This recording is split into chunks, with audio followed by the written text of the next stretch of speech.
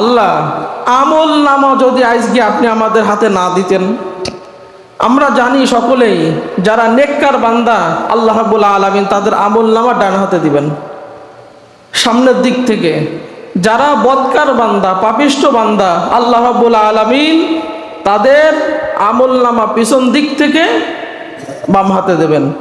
যার আমল নামা বাম হাতে আসবে সে নিশ্চিত জানবে যে আমি জাহান্নামের আসামি, এই জাহান্নামের আমি আসামি হয়ে গেছি।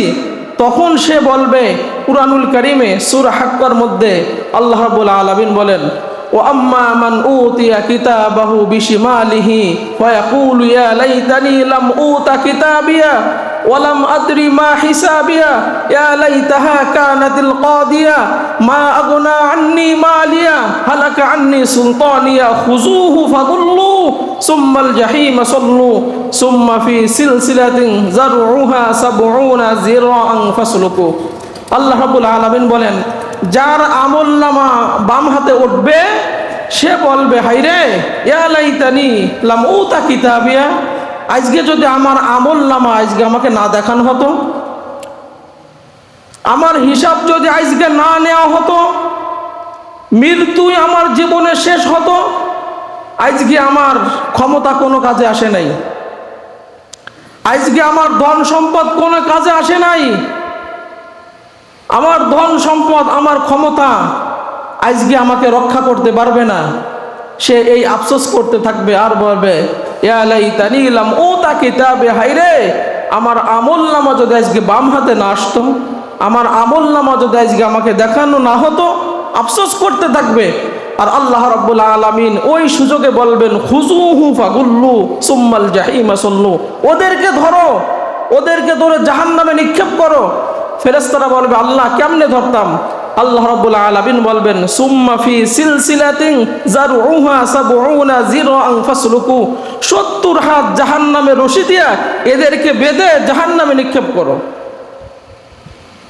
ফেরেশতাদের 70 হাত, হাদিসে আসছে আল্লাহ রাব্বুল আলামিন যখন বলবেন ফেরেশতারা ওদেরকে ধরো, যাদের আমলনামা বাম হাতে আসছে 4 লক্ষ ফেরেশতা, হাদিসে আসছে 2টা রিওয়ায়াত, একটা আছে 4 লক্ষ ফেরেশতা আপনাকে ধরার জন্য আসবে, আর একটা হাদিসে আসছে 70,000 ফেরেশতা আপনাকে ধরার জন্য আসবে। এই ফেরেশতারা আপনাকে ধরার জন্য আসবে 70 হাত জাহান্নামের আগুনের রশি নিয়ে। হাদিসে আসছে এই রশি সম্পর্কে তোমরা কি জানো? উপর থেকে প্রথম আসমান থেকে যদি একটা পাথর ফেলে দেওয়া হয়, দুনিয়ায় আসতে সকালে যদি ফেলা হয় সন্ধ্যার আগে দুনিয়ায় চলে আসবে। আর ওই রশিটা এত লম্বা, 70 হাতের রশি আখেরাতের এতটা লম্বা, যদি উপর থেকে একটা পাথর ছেড়ে দেওয়া হয় ওই রশির নিচ মাথায় পৌঁছাইতে 40 বছর সময় লাগবে। ওই লম্বা আগুনের রশি দিয়া আল্লাহ রাব্বুল আলামিন বলবেন, খুযুহু ফাগুল্লু সুম্মাল জাহিমা সাল্লু, আমার অপরাধী বান্দাদেরকে ধরো, তাদেরকে বাঁধো, জাহান্নামের মধ্যে নিক্ষেপ করো, যাদের আমলনামা আজকে বাম হাতে আসছে। যাদের আমলনামা বাম হাতে, তারা এই আর্তনাদ করতে থাকবে, হায়রে আমার যদি আজকে আমল না দেখানো হতো। আল্লাহ রাব্বুল আলামিন বলবেন, ইকরা কিতাবাক, তোমার আমলনামা তুমি আজকে পাঠ করো। কাফা বিনাফসিকা আল-ইয়াউমা আলাইকা হাসিবা, চিন্তা করে দেখো যে তুমি জান্নাতি না তুমি জাহান্নামী। নিজের আমলনামা আল্লাহ রাব্বুল আলামিন নিজে আপনাকে দিয়ে পড়াবেন। আপনার 60 বছরের জীবনে যা কিছু ঘটছে আপনার সামনে দেওয়া হবে, আর বলবে, ইকরা কিতাবাক, তোমারটা তুমিই পড়ো। আপনি তখন বলবেন, মা লিহাদাল কিতাব লা ইউগাদিরু সগীরাতাও ওয়ালা কাবীরাতান ইল্লা আহসাহা, এটা কি আশ্চর্য কিতাব যে ছোট বড় কিছু বাদ পড়ে নাই, সব লেখা হয়েছে। আমি জীবনে কোথায় কি করছি, ছোট বড় দুনিয়ার কেউ জানে না, কিন্তু আমার এই কিতাবে আমার সে অপরাধের কথা তো লেখা আছে। কি আশ্চর্য ধরনের কিতাব!